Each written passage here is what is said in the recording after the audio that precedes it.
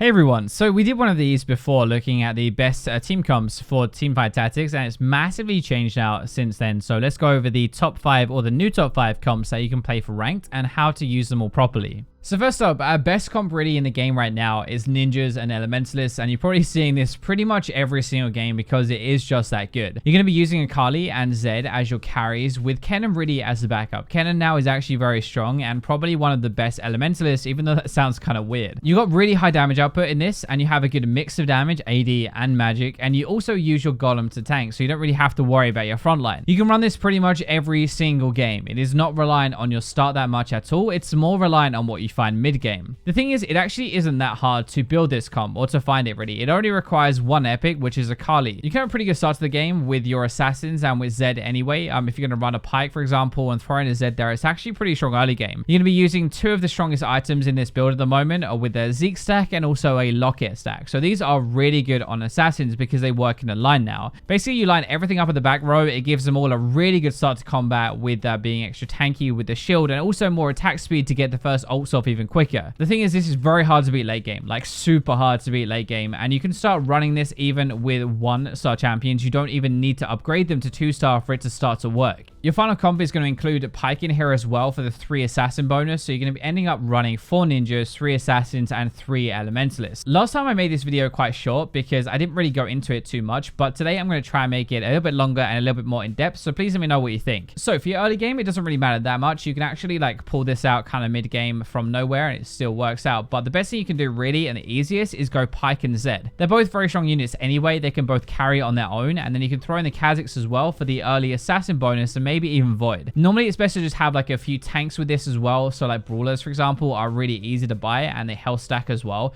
Basically you just want to try and win, pick up your ninjas when you can, and that is your early game in a nutshell. Your mid game is all about finding your ninjas and elementalists and then swapping a comp over to completely dedicate to it. You might have to find your Akali and your brand on the carousel, by the way, so even if it's not got the best item, it might be worth picking it up. It's normally easier as well to swap into ninjas first and then add your elementalists at level 7. I think ninjas are a little bit more important, especially in this comp. In your mid game and as well going into your late game, you really want to prioritize your rerolls and 3-starring your Zed normally, then maybe to like level 8 to throw in another assassin or a very strong unit like a Yasuo for example is actually pretty good. So next comp is going to be Gunslingers. As you guys would have guessed, it's really good at the moment. Tristana, Lucian are your main carries, and then into Misfortune later. This comp is massive AoE damage output that applies a lot of on-hit effects to everybody on the enemy team pretty much. You really want to run this when you pull some early Gunslingers or you pull some Pirates and you have like a cloak or a chain vest towards on-hit items because they're really important. This has a good early game. You're going to have Gunslingers and Graves as well, for example, with a red buff is insanely good. And then you have your Pirates, which give insane gold generation to level and get more interest faster. It is a little bit item dependent, but there are like 4 good items for this comp, so it's not just one that you're looking for. You need like a couple of those 4. Early game is really important. You want to focus on trying to use an on-hit item, so red buff, so Disarm or Curse Blade or something like that to win early fights with your Gunslingers. The whole idea, the whole reason this works is that when you have your Gunslingers and they attack more than one target with the Gunslinger buff, that is going to apply on-hit stuff, and that could, for example, reduce their star level or disarm them. Red buff, for example, early game is great. It stops your healing. It's really good on Graves because it applies on his buckshot, but try not to use Twisted Fate, by the way, for Pirates. It doesn't really have much synergy, and Gangplank is a Gunslinger as well, so much better to get him. At level 5, you can actually have 4 Gunslingers out and Pirates active at the same time, which is really, really strong and the optimal way of doing it. Quite often, it is actually worth re-rolling some gold at level 5 and 6 to try and find a 3-star Graves, Tristana, or Lucian so you don't fall off too hard late game. So mid to late game, it's not that difficult to play this, honestly. You want to try and focus on upgrading and finding a front line for your team that is going to give you a little bit of time to attack. You want to ideally replace Graves eventually, or Gangplank if Graves is 3-starred,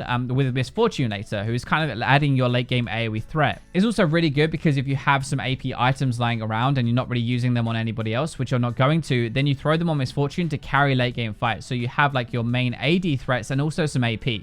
Next up, we're going to be looking at VOLIBEAR Brawlers, and this is a little bit weird, but it's one of the most underrated comps, I think, at the moment. So this is VOLIBEAR carry with others around him ready to support how he wants to do it. So it works because VOLIBEAR's ultimate can apply on-hit damage, so stuff like red buff and disarm, to everybody that it bounces to, and you have insane health totals. You really want to run this when you have an early recurve bow or rapid fire cannon and some Brawlers, because you really do need to put a rapid fire cannon on VOLIBEAR to make this work. So this comp is very tanky. It's actually really fun because nothing really dies dies. You have your brawler bonus giving loads of health, and it also means that even like a 1-star Cho'Gath or something like that has a huge bonus. Even if you can't find a lot of 2-star brawlers, the brawler buff actually makes up for it basically. But it is item dependent. As we said, you need rapid fire on a volley at least, and ideally some on-hit items as well. Outside of needing that rapid fire, it's actually a pretty versatile comp. You can throw in whatever else after the 4 brawlers, and it can technically work.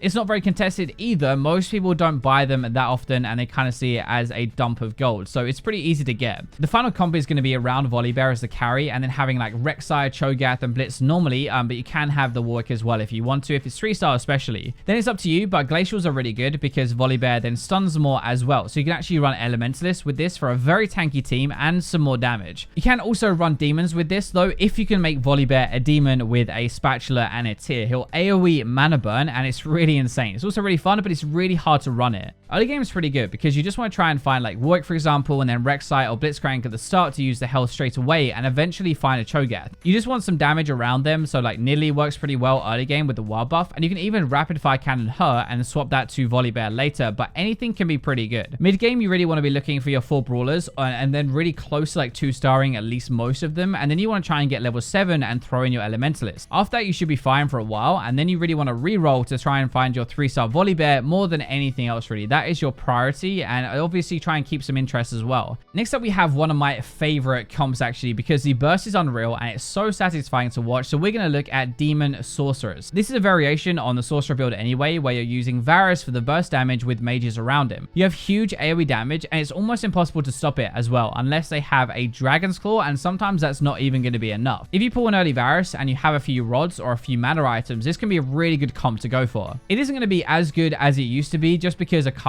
can kind of shred through your team with the first comp that we looked at, but you can work around that a little bit with Aurelion and Shyvana and the Dragon Synergy. So Varus ultimate does a lot of damage, like a ton of damage, even at just rank 2 honestly, and he will mana burn with Morgana as well. So it's a little bit easier to run than a normal sword comp because it's better earlier into the game, because you can just have your Varus doing a ton of damage with 3 Sorcs. You can also start this off with Demons early with Varus, Morgana, maybe Elise and Aatrox, and then carry on with that, or swap into Sorcs as well if you get the picks for it. Sorcs in general aren't that contested at the moment, so it's not really that hard to find and build this honestly. And if you get a Spatula as well, you can make Varus a sorcerer, and it makes the comp so much easier and so much better. So for the final combo, you can actually kick out Varus late game, and you can give the items to Aurelion Sol or Karthus if you can't 3-star him. Otherwise, Varus is going to be the carry in this comp, and the rest are really around him to buff the magic damage. If you're ever going to run sorcerers, you really need to run 6 of them. It is so much better than 3, and you really need all of them to make any kind of magic comp work. Swap out Ahri for Karthus later in your final build, especially Karthus rank 2 does a stupid amount of damage even without items. So early game, we ideally want to find demons and a Kassadin as well as one of your tanks to kind of win early game. You can actually use something like a Noble buff or like a Vayne with Varus to make it a little bit better earlier as well. It's really important with this mid game to not swap too early into like all of your Sorcs. You keep using good tanks like Brawlers or Knights or whatever to tank, and then only 3 Sorcs. At level 7, you can fully swap to having 6 of them properly as long as you have enough of them 2-starred, especially like Morgana and Lulu, as Morgana kind of tanks and Lulu heals 2 targets. Level 2 Aurelion will make a really big difference if you can find that, but it is a little bit difficult, or it relies a little bit more on your rolls. And then once at level 7, you're really rolling to find upgrades. Coming in number 5 then, we might not have the strongest of the bunch, but we do have the most reliable. Glacial Rangers are really good and really solid, and Ashe and Varus are going to be the carries most of the time. Most of you know this as stupid amounts of crowd control or mana burn, and it's pretty easy to play and force in most games. You want to play this when you can't really find other things, when you're not sure, when you started nobles, or you have some early rangers. I think this is one of the easiest to use and always get top 4 with, because it is just so reliable. Remember, top 4 is what you need to climb ranks, by the way, and not lose LP, so that's actually pretty good. There are so many different variations, which is really cool, but the best are going to be full glacial, glacial elementalists, or demons. Because of those 3 as well, it's very easy to make it work every single game with one of them, right? But it might not always be the strongest choice for that game. Right now, the most important units are going to be Ashe, which is a ton of crowd control, and then as we said, Varus from the last comp really just does a crazy amount of damage in a single line. You also have more backup AoE damage,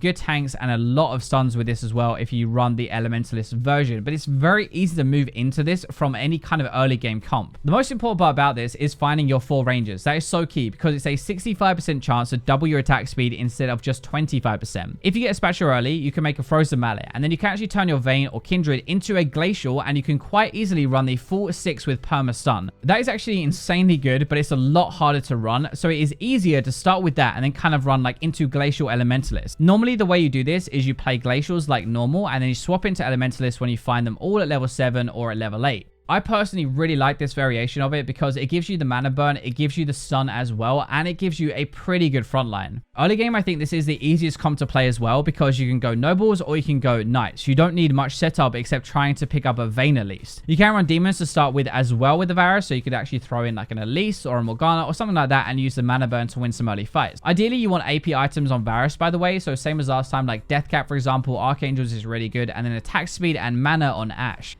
Mid-game is probably the hardest part about this when you transition into it, because you want to start to pick up your rangers and glacials as you find them, or elementalists, I guess, if they get given to you. Then you kind of have to make a decision on when to put out your 4 rangers with a decent front line, like ideally with a glacial tank somewhere to help more with the stuns with Ashe. You can also run nobles though, and you can run guardians if you want to with like Braum and Leona. That might help you mid-game if you can't find what you need.